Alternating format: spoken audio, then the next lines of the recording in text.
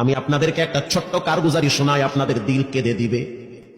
2016 সালের ঘটনা। তখন ঢাকায় মোহাম্মদপুর আমি খতমে তারাবির জন্য 2 জন হাফেজ নিয়োগ দেওয়া হবে কেন্দ্রীয় মসজিদে।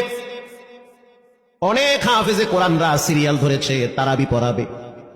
কার মনে না চায় এত বড় এক মসজিদে আমি যদি চান্স পাইতাম তো আমার কপালটা খুলে যেত। শুক্রবার দিন সবাই দরখাস্ত রাখলো, ইন্টারভিউ শুরু হয়ে গেল। পরের জুমায় অসংখ্য ছাত্রদেরকে দেখছি খতমে তারাবির জন্য ইন্টারভিউ সিরিয়াল দিয়েছে। ইন দি মিন টাইমে মসজিদের বারান্দার দরওয়াজায় কে যেন নক করতেছে। খাদেম সাহেব আস্তে করে জালনা খুইলা উকি মাইরা দেখতেছে যে 2টা ছোট বাচ্চা বাহিরে দাঁড়িয়ে আছে, একেবারে অল্প বয়স। খাদেম প্রশ্ন করলো, তোমরা কারা, কেন আসছো? বলে, আমরা 2 জন আসছি খতমে তারাবির ইন্টারভিউ দেওয়ার জন্য। খাদেম সাহেব একবার পায়ের দিকে তাকায়, আবার জামার দিকে তাকায়, কারণ কথার সাথে বাহ্যিক সুরত মিলে না। অন্য অন্য ছাত্রদেরকে দেখছি কত উন্নত পোশাক পরে, গেটআপ কত সুন্দর করে ইন্টারভিউ দেওয়ার জন্য আসছে। আর এই 2 জনের দিকে তাকায় দেখলাম মনে হয় রাস্তায় ভিক্ষা করতে করতে আইছে, মানায় না, একেবারে গরিব। খাদেম বলল, ইন্টারভিউর ম্যাচ শেষ, চলে যাও বাড়িতে, নেওয়া হবে না। যাদের ব্যাপারে পরীক্ষা নেওয়া হয়েছে তাদের ব্যাপারে ঘোষণা দেওয়া হবে। বাচ্চা 2টা নাসর বান্দা বলতে আছে, আমাদের তো টাকা নাই যে আমরা ভাড়া দিয়ে এখানে আসবো। বাবায় বড় কষ্ট করে 2-4টা টাকা জমা কইরা পকেটে দিয়া পাঠায় দিছে, এজন্য আসতে দেরি হয়েছে। খাদেমের বড় মায়া লাগছে, কারণ খাদেমও গরিবের সন্তান। ভিতরে গিয়া মুয়াজ্জিম সাহেবের বলতে আছে, ও ভাই, বাহিরে 2টা বাচ্চা দাঁড়ায় আছে, ওরা নাকি হাফেজে কোরআন, কিন্তু দেখলে তো মানায় না।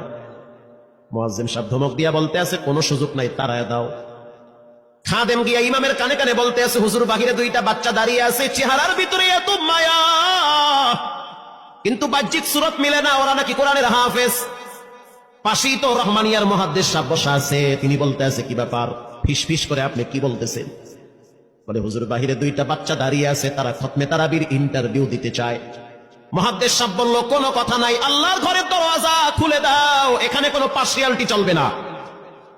আল্লাহর ঘরের দরওয়াজা সবার জন্য খুলে দেওয়া হবে, আসতে দাও, ভিতরে বসতে দাও। যদিও ওদেরকে দেখতে মানায় না, বংশগত তেমন মর্যাদা নাই, ভিতরে আল্লাহর কোরআন থাকার কারণে আমাদের উপরে ওয়াজিব হয়ে গেছে তাদেরকে সম্মান করা। এবার বাচ্চা 2টা বাহিরে উজুখানায় গিয়া সুন্দর করে উজু বানাইল। উজু বানাইয়া ভিতরে ঢুইকা আমি তাকায় দেখতেছি লঙ্গির এক মাথা নিচে আর এক মাথা উপরে, এতটাই ভয়াবহ অবস্থা। কিন্তু আজীব দৃশ্য, 2 জনের চেহারা একই রকম লাগে। 2 জনের চেহারা একই রকম লাগে, কে বড় কে ছোট বোঝা বড় কঠিন হয়ে গেছে। মুসলমান ভাইরা আমার, ইমাম সাহেব প্রশ্ন করলো, তোমরা 2 জনের বাড়ি কোথায়? বলে, আমরা নারায়ণগঞ্জে ভাড়া থাকি। বাড়ি কোথায়? বলে, আমাদের বাড়ি কুড়িগ্রামে। কুড়িগ্রাম থেকে ঢাকায় কেমনে আসছো? বলে, বাবাই ঢাকায় নিয়ে আসছে। কয় মাসে কোরআন শরীফ খতম করেছো? বলে, আমরা 2 জনে 11 মাসে 30 পারা কোরআন খতম করেছি। ইমাম সাহেব একবার চেহারার দিকে তাকায়, আর একবার পায়ের দিকে তাকায়। স্থানীয় গণ্যমান্য অনেক ব্যক্তিরা তাকায় আছে এদের দিকে। ইমাম সাহেব বলতে আছে, বাবা, তারাবির ইন্টারভিউ শেষ হয়ে গেছে, বাড়ি চলে যাও। যেটা একটু দেখতে ছোট, ও চোখের পানি দেখলাম টিস্যু দিয়া মুছতেছে। কেন কাঁদতেছো? বলে, আমরা গরিব, তার জন্য মনে হয় আমাদেরকে তাড়ায়া দিতেছে। আমরা জানতাম না ইন্টারভিউ তাড়াতাড়ি শেষ হয়ে যাবে, আসতে দেরি হয়েছে, কারণ আমাদের তো ভাড়া টাকা ছিল না, বাবাই কষ্ট করে কিছু টাকা দিয়েছে, সেটা দিয়ে এখানে আসছি। এবার মুহাদ্দিস সাহেব বলতে আছে, তাহলে একটা কাজ করো, তুমি কিছু তেলাওয়াত করে শোনাও। 2 জনেই উত্তর দিল যে, আমরা তেলাওয়াত করলে তো আর নিবেন না, আপনারা প্রশ্ন করেন, আমরা 2 জনে উত্তর দিব। আমি তো আশ্চর্য হয়ে গেলাম, জীবনে কত হাফেজ দেখছি, এরকম হাফেজ দেখি নাই। প্রশ্ন করবেন, আমি উত্তর দিব। বুঝতে পারলাম ভিতরের খবর কেউ না জানলেও একজন জানেন, তিনি হলেন কে? মুহাদ্দিস সাহেব বলতে আছে, বাবা, প্রশ্ন করব, ঠিক আছে, তোমাদের মন মতো একটু তেলাওয়াত করে শোনাও। তেলাওয়াত যদি মানসম্মত হয় তাহলে ইন্টারভিউ নিব, যদি না হয় তাহলে ছাঁটাই করে দিব। এবার ছোট যেটা সেটা তেলাওয়াত শুরু করলো সূরা তাহা থেকে। তাহা মা আনজালনা আলাইকাল কুরআনা লিতাশকা। ছোট বাচ্চাটা তেলাওয়াত করলো, বড় সন্তানটাও তেলাওয়াত করলো। এবার যারা হাফেজ সাহেব ছিল তারা প্রশ্ন শুরু করলো, যেখান থেকেই প্রশ্ন করে পৃষ্ঠা ঠেকায়া দেয়, একটা জায়গায়ও আটকাইতে পারে না। এমনকি বাচ্চা 2টা এটাও বলেছে, যদি আপনাদের যদি ধৈর্য থাকে তো আমরা 2 জনে পুরা 30 পারা এখানে এক দাঁড়ানে পড়ায়া দিব। আশা করি একটাও বাঁচবে না।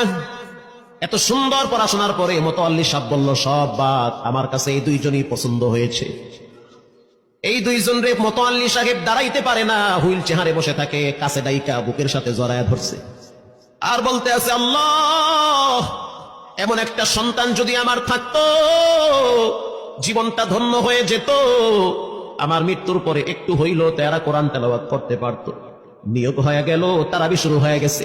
মোহাম্মদপুর থানায় গিয়ে খবর নিয়ে দেখে অনেক পুলিশরা এই বাচ্চার পিছনে দাঁড়ায় দাঁড়ায় নামাজ পড়ে চোখের পানি ছেড়ে কেঁদেছে। শুধু তাই নয়, অনেক হিন্দু মহিলারা পর্যন্ত রাস্তায় হাঁটার সময় তেলাওয়াতের আওয়াজে দাঁড়ায় দাঁড়ায় কোরআন শ্রবণ করেছে। শুধু তাই নয়, অনেক বড় বড় ডাকাত, মাস্তান, সন্ত্রাস, কিশোর গ্যাংরা পর্যন্ত দাঁড়ায় দাঁড়ায় কোরআনের আওয়াজ শুনেছে। 17ই রমজান দেশে বদর দিবস, হাজার হাজার মুসল্লি দাঁড়িয়ে আছি। ইমাম সাহেব জানে না যে এরা দুইজনে আপন মায়ের পেটের ভাই হয়, এটা ইমামের জানা নাই। দুইজনে তারাবি চলতে আছে, চমৎকার পড়া, পিছনে শত শত মাওলানা মুফতি দাঁড়ায় থাকে। মনে হইতেছে তেলাওয়াতের আওয়াজে আর এক জগতে হারিয়ে যায়, এত সুন্দর পড়া। তারাবি শেষ হয়ে গেল, মুসাফা শুরু হয়ে গেল। বাচ্চা দুইটারে কেউ বুকের সাথে জড়ায়, কেউ কপালে চুমা দেয়, বলে আল্লাহর কোরআনকে চুমা দেয়। হাজার হাজার মানুষ যখন আস্তে আস্তে নামাজ শেষ করে চলে গেল, একেবারে মসজিদের পিছনে বারান্দার পরে আরো একটা বারান্দা থাকে, ওই বারান্দায় এক লোক বসে বসে গামছা দিয়া চোখের পানি মুছতেছে। কিছুক্ষণ পরে লোকটা দেওয়ালের সাথে কপালটা ঠেকায় দিয়া একেবারে অস্থির হয়ে গেল, মনে হচ্ছে তার ভিতরে কাঁপুনি শুরু হয়ে গেছে। কিছু মুসল্লি গিয়া প্রশ্ন করলো, কি হয়েছে আপনার? বলে আমার কিছুই হয় নাই। টাকা লাগবে? বলে না, টাকা লাগবে না। তাহলে আপনি কেন এখানে কাঁদতেছেন?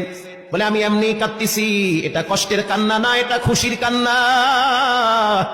এটা কষ্টের কান্না না, এটা খুশির কান্না, আনন্দর কান্না। আল বুকা মিনাল ফারাহ, অতি সুখে মানুষ কখনো কখনো কেঁদে দেয়, চোখের পানি ছেড়ে দেয়। ইমাম সাহেব বলল, পিছনে কে? লোকটা তাকে সামনে নিয়ে আসে।